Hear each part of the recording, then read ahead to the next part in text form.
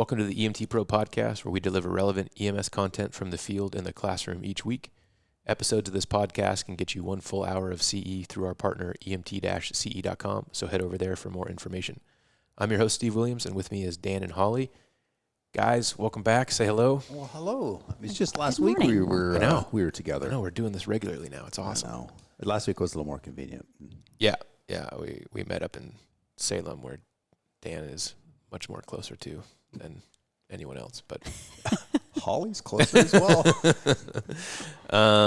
Today we're hitting the education side of EMS hard. Yeah. We're going to talk to our guest Adam Culbertson, who is a community college educator in North Carolina, and has some great insights and information for us on what the future of EMS education looks like. So I like it. Excited to talk with him. Should we give him a call? Let's do it. All right.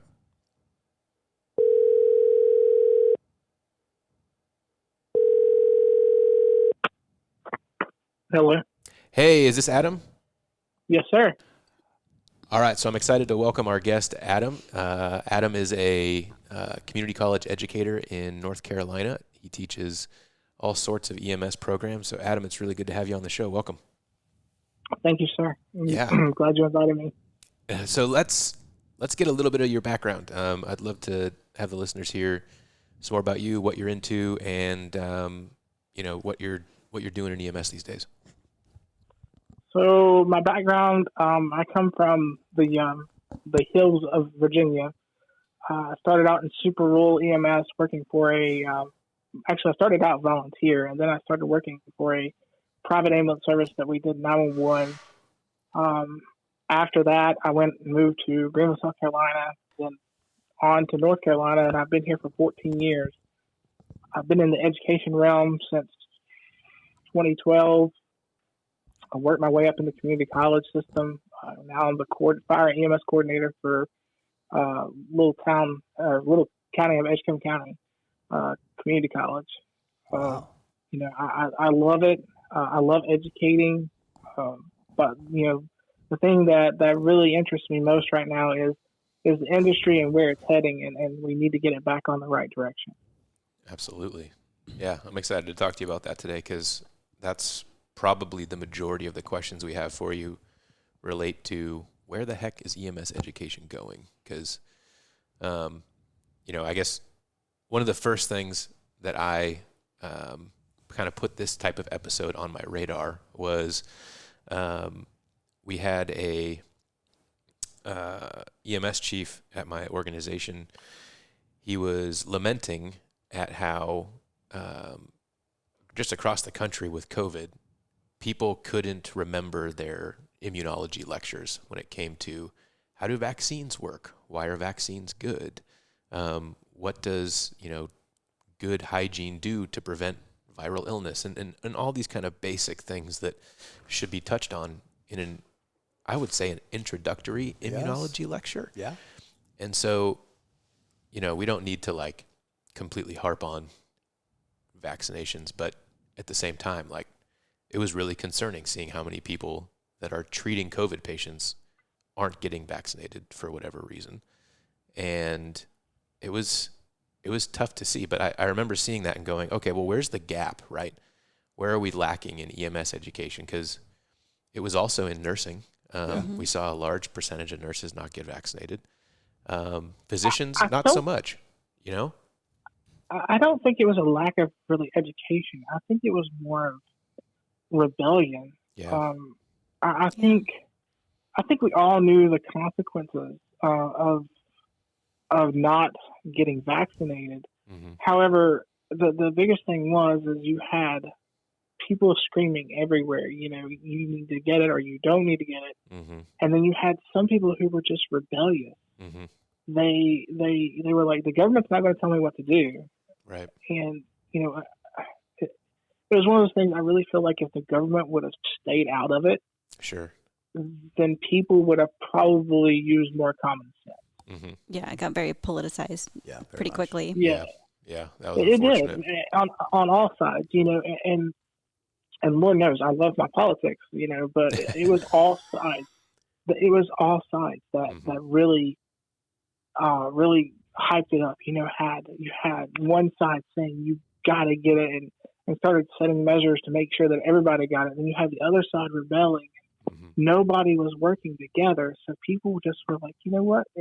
If they were that political party, they rebelled. If they were the other political party, they complied. So there was really nobody was using their brain, per se. Yeah. And that's just kind of my take on it.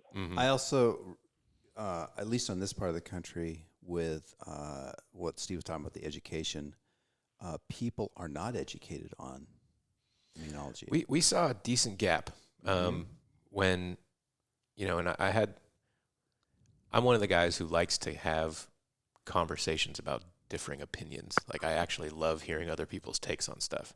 Without getting upset. Without, telling them they're stupid and, walking away. And that's called being an adult. Yeah, I think that's maturity, right? Yeah.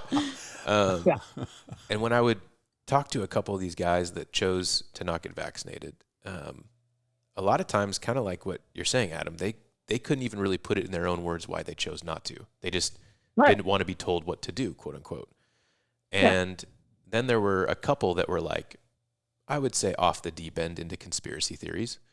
But then, there were others that were claiming religious freedoms and things like that. But then, when I would get to the point of, your reasons are your own, but can we at least agree on some basic facts? And I would say, do you believe that the numbers we're seeing are as accurate as we can predict them to be or know them to be, with the understanding that they're not 100% accurate? Like, do you believe we're doing our best to present the best numbers possible? And that was a yes or no. And, I think just in general, the take that people had when we got to the topic of, do you know what vaccines do for you? Like, have you gotten other vaccines? That kind of stuff. And I can understand that. But if we're talking about like gaps in EMS education, I mean, obviously we took biology and things in order to have our prerequisites to get into paramedic school. But paramedic school itself didn't talk about vaccines or immunology really much, maybe some epidemiology. But for the most part, that was kind of like, what did you learn in your prerequisites in order to get into school? And back then, vaccines weren't a thing. I mean, they were a thing, but they weren't a topic of conversation. They weren't a hot topic for sure. Right.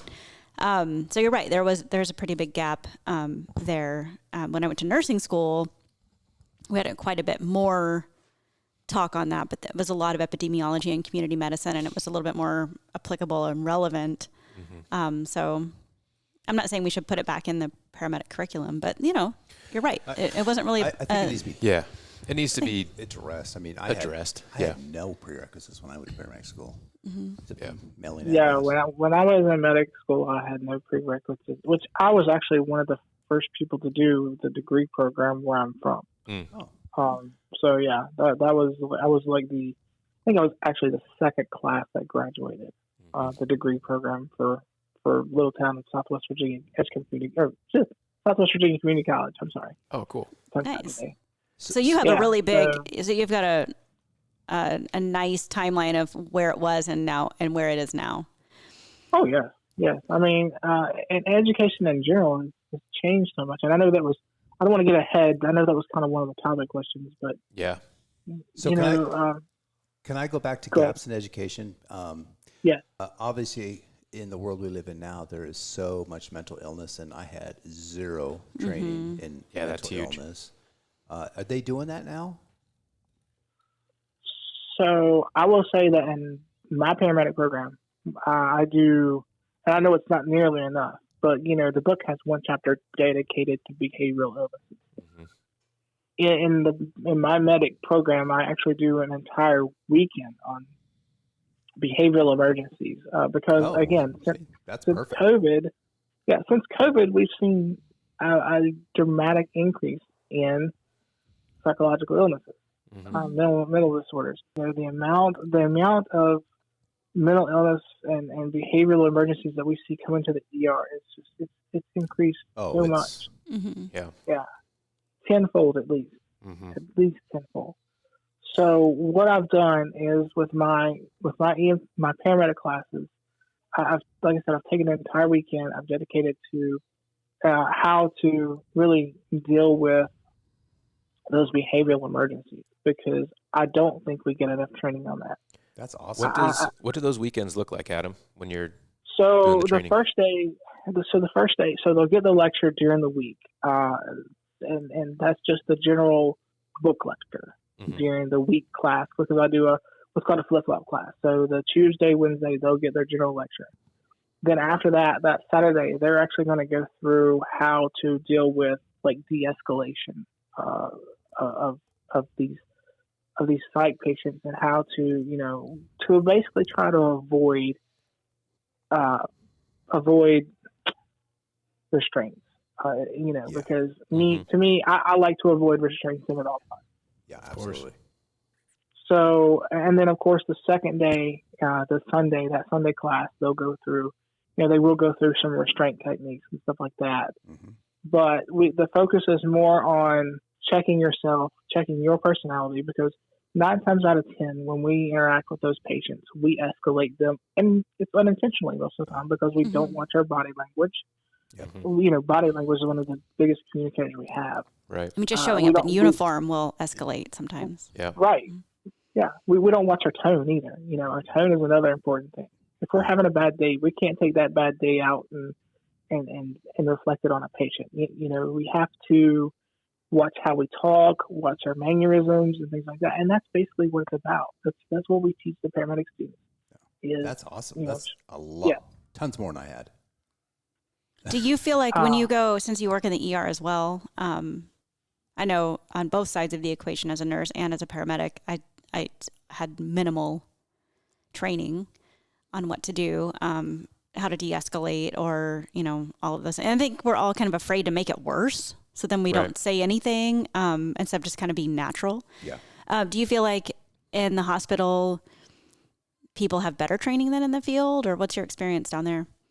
I could say that at the hospital that I work at, we are required to take a CTI class, which is 2 parts. First part is lecture, and it teaches you the basics of how to recognize psychological illnesses, but it doesn't really teach you any de-escalation techniques. Right. And then of course the second part of it is hands-on. They teach you how to restrain and stuff like that.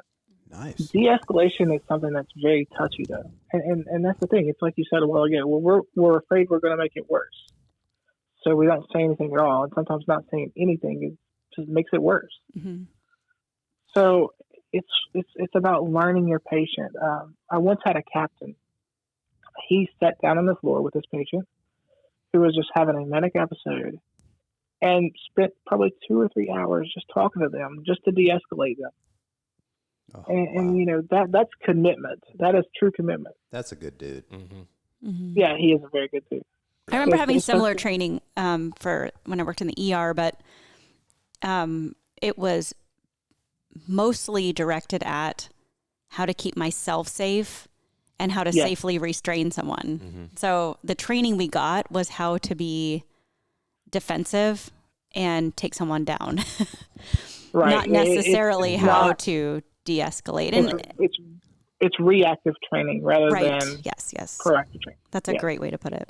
I was going to ask what you do on the flip side of you're training your crews and paramedics how to deal with someone else's mental health. How do you train your medics to deal with their own? Is there any kind of training in your program for that? That's a great question, Adam. So we're pretty passionate about mental health in this room right here. So we're just curious. Right. And the thing is mental health, there's so many negative things that affect our mental health. Most people think it's from the critical cause that we run. But if you look at the research, it's actually from our work environment that actually causes a lot of our mental illness issues.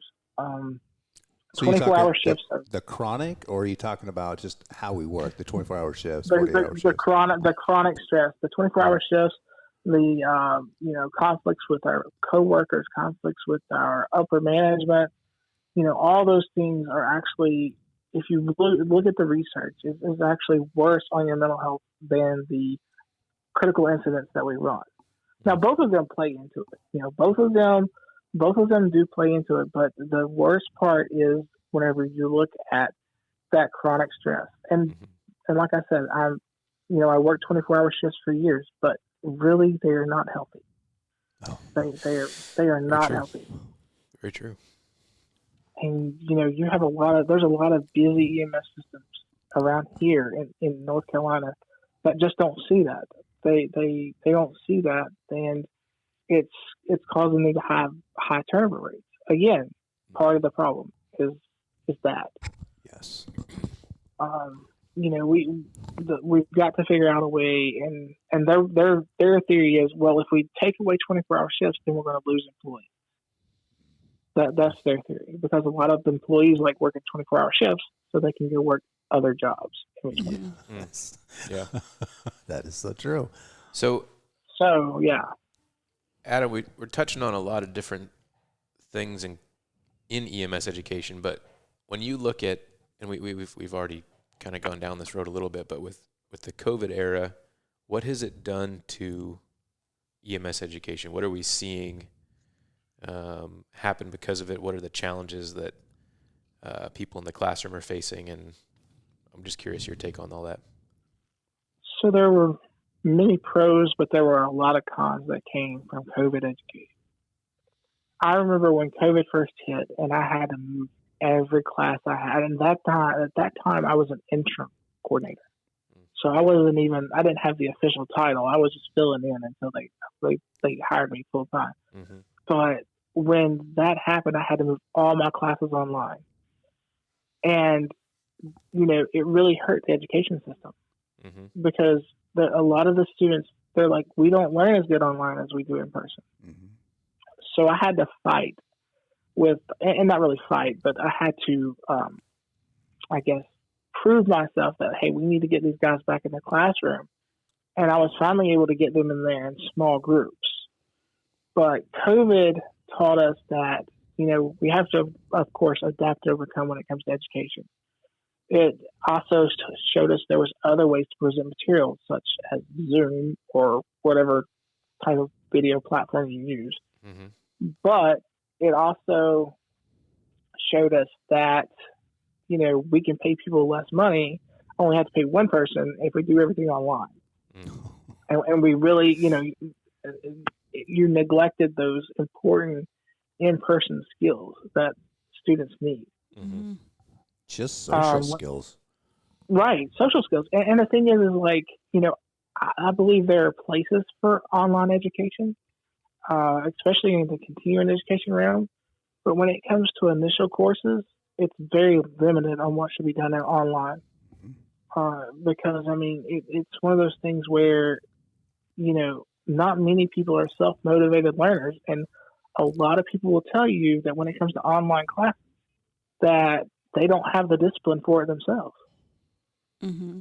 And there's a lot of hands-on application when you're doing paramedic teaching too. Yes. You might learn the didactic portion of cardiac arrest, but then you need to practice it too. So there's a lot of and it's like, it's again going back to my paramedic program. My paramedic program it goes for 7 hours. It's a flip-flop schedule, 7 hours. You're there. But the first half of the day, you're doing some type of light lecture. When you come back from lunch, you're up and motivated, and you're doing some type of skill. Mm-hmm. Mm-hmm. So, that's important. You got to be able to. We have a lot of kinesthetic learners, so you have to be able to reach those learners and let them apply it to a skill. Absolutely. It's a technician level job, right? So we've got to be doing the hands-on stuff that it requires. Otherwise, it's it's completely useless in a lot of ways, because I can't tell you how many times we get interns or probationary members at our department, and they're fresh out of school, having the only experience being their internship, and they're trying to marry this like information they learned in class with what they're seeing in the field, and it's almost two separate things. Mm-hmm. The book education gets you into the door to get you out into the field, so to speak. And then the field really teaches you what you need to that's what focus on. It does. Yeah. That's where the critical thinking comes in. So a couple of things that we do is I do not, when we start into simulation, So we started simulation after cardiology because by then they have a strong base, for simulation. But when we started the simulation, I'm like, don't always give them like straight up scenarios that are easy to figure out. Make them have critical thinking skills. Throw out there the weird hypothermic patient, that's presenting with stroke symptoms. Do weird things to make them think outside the box. Don't give them the obvious. And, I have a really great team. A really great team that could come up with some of the best scenarios ever that I could never dream of. That's awesome. So, I mean, and that's the thing. My team is amazing, and my team does an amazing job at making sure these guys don't get stuck. They're not cookbook medics. They are straight up able to do critical thinking. Mm-hmm. And the thing about EMS is that crazy scenario you get in training that you're like, this is never going to happen. Something's going to happen. They happen. It happens. Yep. They really do. Tell us about your training center. So our training center is a little over 14,000 square feet, I do believe it.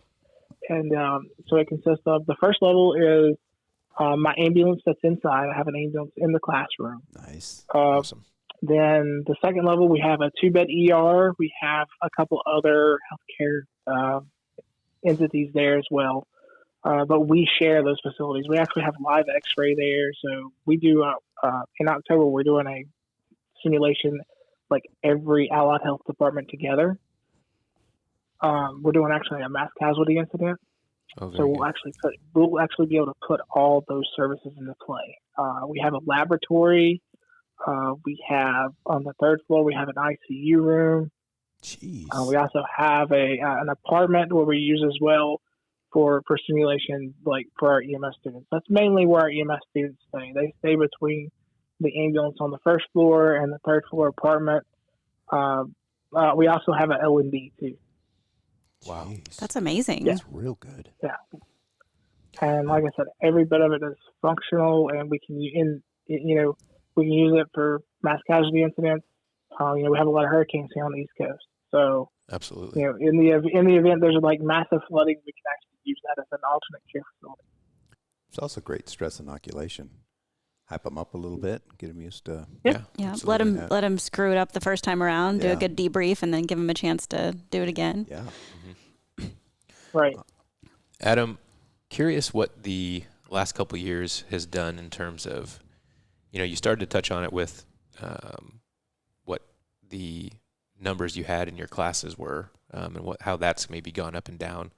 But then what kind of staffing shortages have you guys seen in North Carolina, and what, if anything, do you think the state's doing over there for it? So in North Carolina, we've seen some severe staffing shortages. I can tell you that we had multiple FEMA trucks in here up until middle of February, I believe, because of those staffing issues. As we discussed earlier, the staffing issues, everybody wants to say it's about pay, and a lot of it is about pay. But since it's like we were discussing earlier, since COVID hit, everybody's learned their self-worth. Mm-hmm. They know that they don't have to put up with the same work environment that they had before, and you got to think everybody's tired. They were working mandatory overtime. Yeah. They were, and some of those, worked multiple jobs too with a family. Mm-hmm. So they were stressed, and they still are stressed because the staffing shortage is still there. Right. And so, like I said, a couple of agencies in the state have given tremendous pay raises. One county gave up, I think it was 41%, and another county gave 27%. Wow. They're also doing hiring sign-on bonuses, and I'm really hoping that helps them. But I just don't know in the long run until we change the culture of the event. And one thing that we have to look at here is this is a different generation. Mm-hmm. They're not like our generation when we were growing up. We had rules, we followed rules, and it was yes sir, no sir, yes ma'am, no ma'am. This generation coming up, they have questions, and they don't really lay down. They actually want to know things, and and get involved. And if administrators look at that, they can actually use that to their advantage because these Sure. people are motivated. They are very motivated. Mm-hmm. With how techie our kids are, have you changed your educational, what's the word? Educational Delivery? Yeah, thank you. Yeah. Did try to match that. Steve, you're so smart. 5-star. Techie. So, we play a lot of kid games in my classroom. we do Cahoots. We love Cahoots in the classroom. Oh, my daughter loves Cahoots. Cahoots, yeah, we do that. We do other things, not as techie, but things called Four Corners, which is kind of like where you go around the room and you figure out the letters and you solve the puzzle. And those things may be quirky, but they're really good for helping those students remember. Yeah. Oh, absolutely. Remember lessons. It's great because to see adults up there, being competitive in a game. Yeah. And some of the names they come up with in Cahoots, man, those are great too. I don't think I've ever played that. It's fun. It's you basically have everybody has their phone out or a device. Okay. And they're logging into basically a server that's been set up for the classroom, and then that server asks questions that the teacher, injects into it. Okay. And then you get scored based on how quickly you answered. Is it a verbal or you and have whether to or write not it you down? got it correct? No, it's like pressing an A, B, C, or D type thing on your phone, and then like red is A or B is blue. It's the greatest thing since sliced bread, I can tell you, and it's easy to operate. Yeah, Mm-hmm. yeah. I've been to a couple courses where this one instructor in particular that works for us has used it, and it's a really good way to engage people. Even the people who are like just bemoaning being there, they get really, because not everyone wants to raise their hand and say the answer, but it gives everyone a chance to answer kind of. Right. And they don't even have to honestly. use their legit name. I mean, they could use some erroneous name like pepperoni or something like that. Yeah. I mean, I'm sure it's you've a seen great some thing. creative names. Oh, yeah. Oh, yeah. Don't give middle schoolers that option. Right? So, Or so we adults. do those. We typically do those the first thing. That kind of gets everybody into the feel of the day. And we do, like I said, either a Kahoot or Four Corners, but we do some type of stimulating activity every morning. that's In the great. classroom, my rule on cell phones are please bring your cell phone. Mm-hmm. Because honestly, you're not going to keep people from doing anything. So you might as well use those. Right. So, you bring your cell phone, just the only thing we ask is if you get a phone call, you step out or whatever. Don't be like on it all the time. Right. But we allow them to use their cell phones to do like to look up things and things like that. Laptops, same way. Yeah. But what I do is if I'm instructing that day, I occasionally get in the classroom. I try to stand at the back of the classroom so I can see what everybody's doing. Yeah. And that way I can kind of monitor their activity, and they'll have to occasionally turn around and look at me too. But we encourage technology because you're not going to stop it, so you might as well just embrace love it. Mm-hmm. Embrace it, yes. Oh, I like that. What do you think is lacking in EMS education these days, Adam? Honestly, simulation, and simulation doesn't have to be high tech. Mm-hmm. There is, the thing is, we can go in there and we call it the death by PowerPoint. Everybody knows death by PowerPoint. Right. It's horrible. You sit in the classroom for 8 hours and you just listen to lecture. But honestly, there needs to be some type of simulation every day when you're in class. There's something small. It doesn't matter. Something small. Something to help you retain that knowledge. Because honestly, they're not going to remember if your kinesthetic learners are not going to remember it unless you engage them. You have to have something to put it into practice. And simulation can be done cheaply. I have a neighboring college. The director there is fabulous with simulation on a low income budget. It's just about being creative. It is what it is. And like even in my classroom, I don't always pull out the high tech stuff because, the EMT students, they do great on the low fidelity mannequins, and that's where they need to be. Mm-hmm. But we'll do things like putting yogurt in the airways to simulate, their choking or fluid in the airway. I mean, Right. little things like that you can do that are important. Mm-hmm. The other aspect is that a lot of times in the classroom, we don't make sure everybody understands the material. You know, we're not doing any recaps at the end of the day to make sure that everybody understands what we're covering and things like that. I'm one of the few classes here that I assign homework to my students because it helps those who are the read-write learners retain the information. Of course, everybody else gets so angry and doesn't want to do it, but they do it anyway because, you know, and the homework is just basically the worksheets that go with the book. That's all it is. But it helps them. It makes me know that they're reading at least they're reading their book to get the answers. But still, they're reading the book. Yeah. And it helps me gauge how they're doing. You know, if they're doing okay, if they need help and stuff like that. So that's important. You know, you have to hit every learner. You can't just focus on one or two. You said that there are worksheets that go with the book. What kind of books do you use? So we use the Brady 5-book series, Principles of Practice. I've been using that for years and have really good success with it. So I'm kind of a creature of habit myself.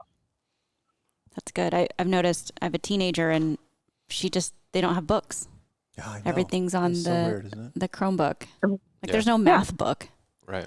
And I love that you still incorporate books into your classroom because it is really important to be able to see it and go through write it and practice it and all of the different things you're talking about. The only problem with books is they're several years behind. Right. They can get outdated easily. You know?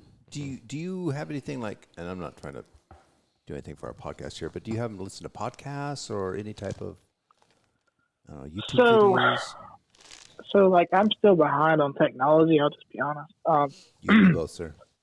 You know, so the thing is like, you know, as far as podcasts and stuff go, like, I'll be honest, like, I listened to y'all's podcast, like, whenever we started talking, I was like, I really got to catch up on this. So I want to listen to the podcast. Because to be honest with you, I'm the type of person when I'm working, I like to jam out and, like, that helps me focus. Like, I don't listen to many podcasts and stuff. But there, you know, there again, I allow the students to say, hey, you know, this is a good podcast because the students are more tech savvy than I am. Right. So I do listen to them a lot. They can teach you a lot. Yeah. It's good for driving to and from places. Yeah, absolutely. Yeah. You know, Adam, you've talked about in a couple of your responses the culture of EMS and, you know, work environments, and I'm curious what your take is on what needs to change in, you know, both the work environment of EMS and maybe even the culture of EMS and what that could do for our profession in general. Let's start with the culture of EMS. Yeah. You know, the culture has always been that, I'm going to say always been, but that admin has the ultimate answer to everything. That, you know, we eat our own in EMS. We are horrible for eating our own. Yeah. We think that when new employees come in, they should be educated to the standard of that EMS agency.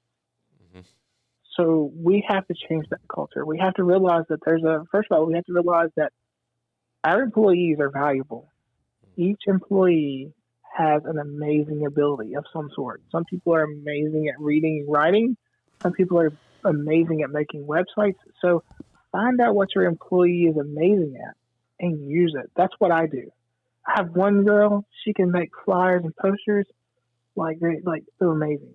So like that's what I put her to do. You know, she teaches my refresher classes. I have another one who is good at teaching cardiology. So every cardiology lecture, I put him in the classroom.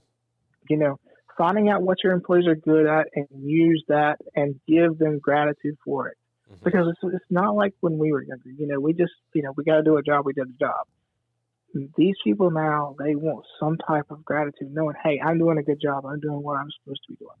Be willing to do that. Be willing to do it multiple times. Yeah. Don't expect people to come in and be educated to your standard. Remember, there's a gap between school and the job.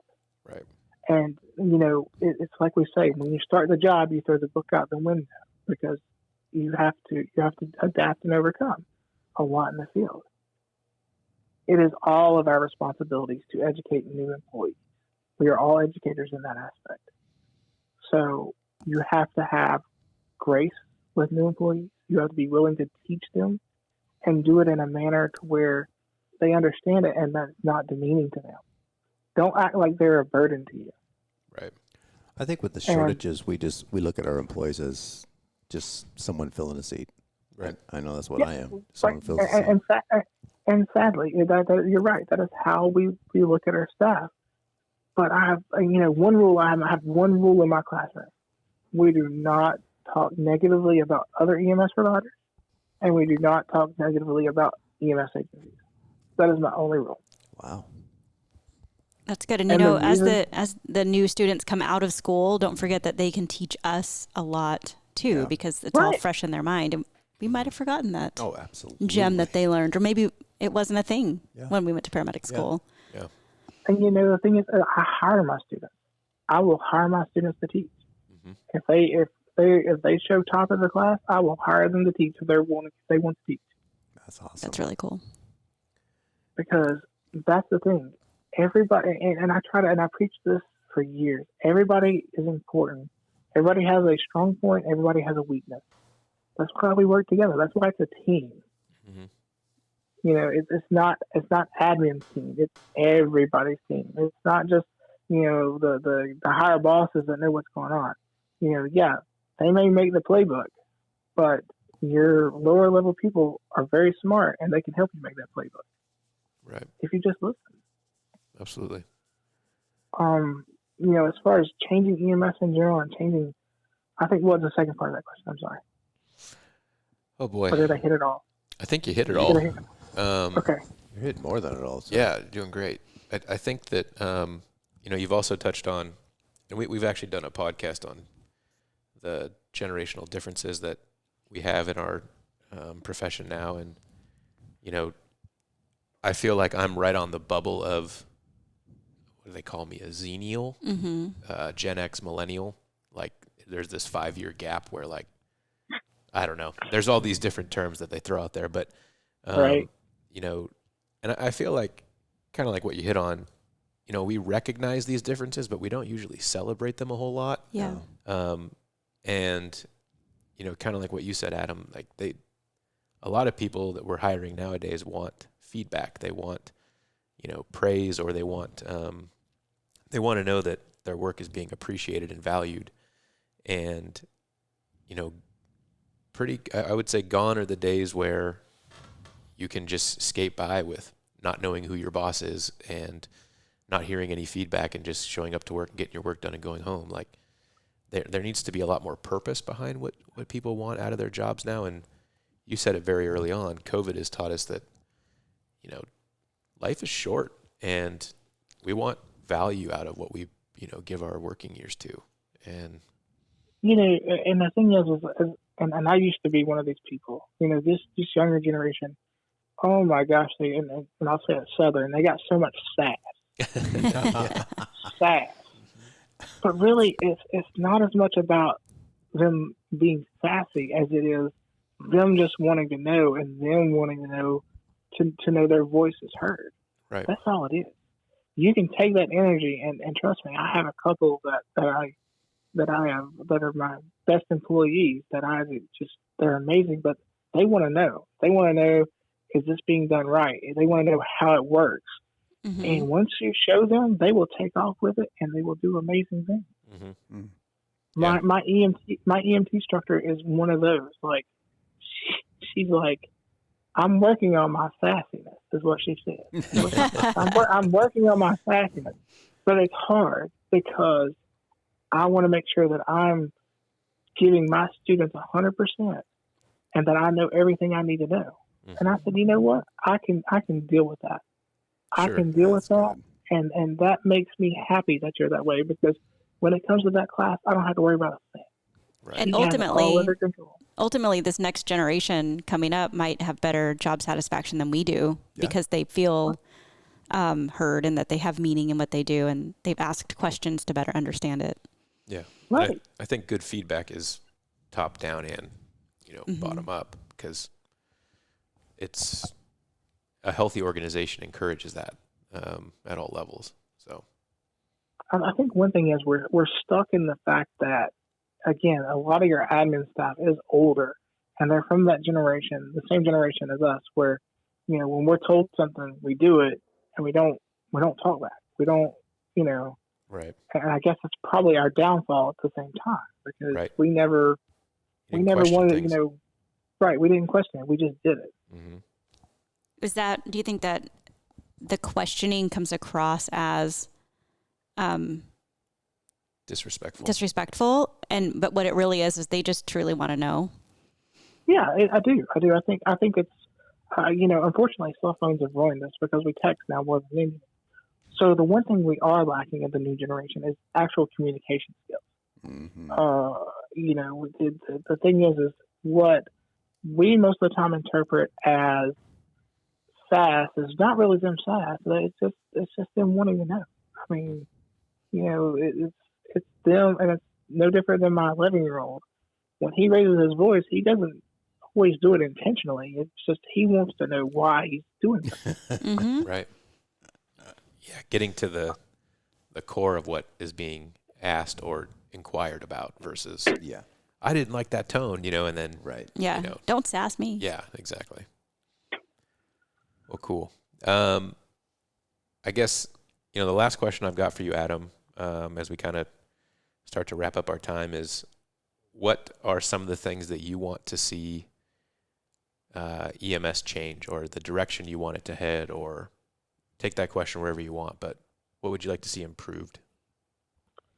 You know, the one thing, and I know this is going to step on some toes, but I want to see paramedics be, you know, required to have degrees, and it doesn't necessarily mean that it's going to affect them as a clinician, because it's not. They're still going to be great clinicians even without that degree.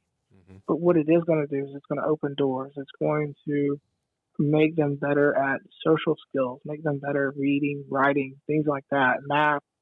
So it's going to help them in the long run. Mm-hmm. So I feel like, you know, moving towards that direction, and it's also going to help with pay. Mm-hmm. I would love to see more EMS education on leadership, and we have to educate our leaders. One thing I just posted on LinkedIn, you know, is you know, how do we eliminate that toxic work environment? It's education. We have to educate our leaders. Be willing to step up and mentor people, because we have to have good leaders for the future. You know, not many people know it, but like you said earlier, EMS right now is in apparel. I mean, so we have to figure out a way to save our industry, because as one of our EMS admins said the other day at the conference, you know, it's not looking good over the next 5 years. Jeez. Yeah. So, you know, we've got to, so I want to see EMS move to where, you know, we have respect, and that we have the respect that we need, and we're gaining momentum, and you know, we're respected. I think a strong union, like the IAFF for the firefighters, if we had something like that for paramedics, would be huge. so cool. It really would. Yeah. Oh yeah.